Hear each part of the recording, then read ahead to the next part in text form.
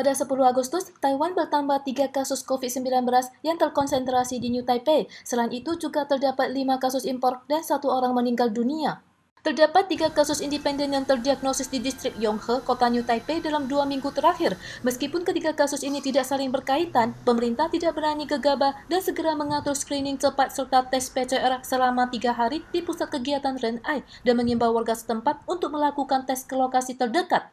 感染源还没厘清之前，能够快速的扩大筛检，能够找到隐藏的隐形传播链，有效的阻止。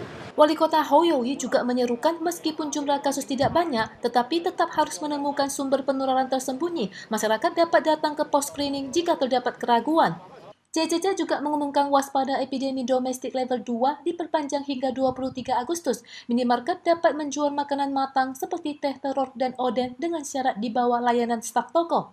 Sekolah komunitas, pusat pembelajaran lansia, kolam renang, dan lain-lain dapat dibuka sesuai persyaratan prokes yang ditentukan pihak berwenang, tetapi ruang karaoke, ruang dansa, pub, KTV, pusat hiburan, ruang belajar masih belum dibuka.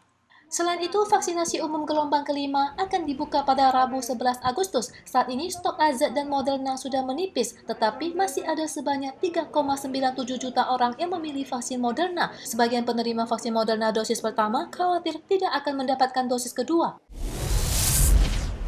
Akibat epidemi, kolam renang ditutup hampir selama 3 bulan. Begitu kolam renang Taipei dibuka pada tanggal 10, tidak hanya tim renang siswa SMA yang datang untuk berlatih, warga pecinta renang juga hadir di lokasi. Meskipun kolam renang telah dibuka, tetapi ruang sauna, kolam pijat spa, kamar mandi, dan tempat pengering rambut masih ditutup. Seluruh keran air diikat dengan tali tis, dan perenang harus segera memakai masker begitu keluar dari kolam.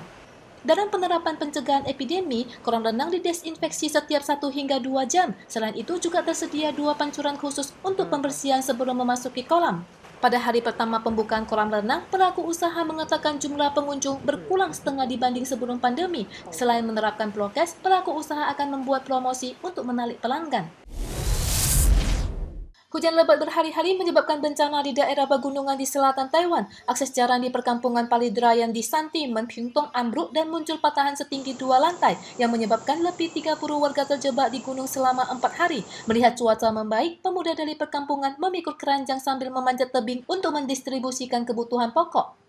Daerah pegunungan di Kaohsiung juga tidak luput dari bencana. Sebuah rumah di Liuqui terhalang oleh batu longsor pada 2 hari yang lalu. Setelah cuaca membaik, Tentara Nasional juga ke gunung untuk membantu warga membersihkan sisa banjir.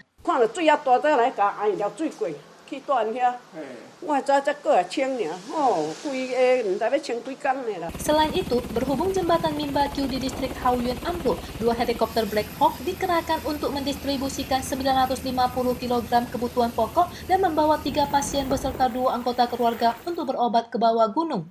Helikopter terbang menelusuri pegunungan selama 2 hari berturut-turut. Kamera inframerah di helikopter juga merekam penampakan kerusakan jembatan Minbakyu, lahan pertanian, dan jalanan yang tergenang banjir dari udara.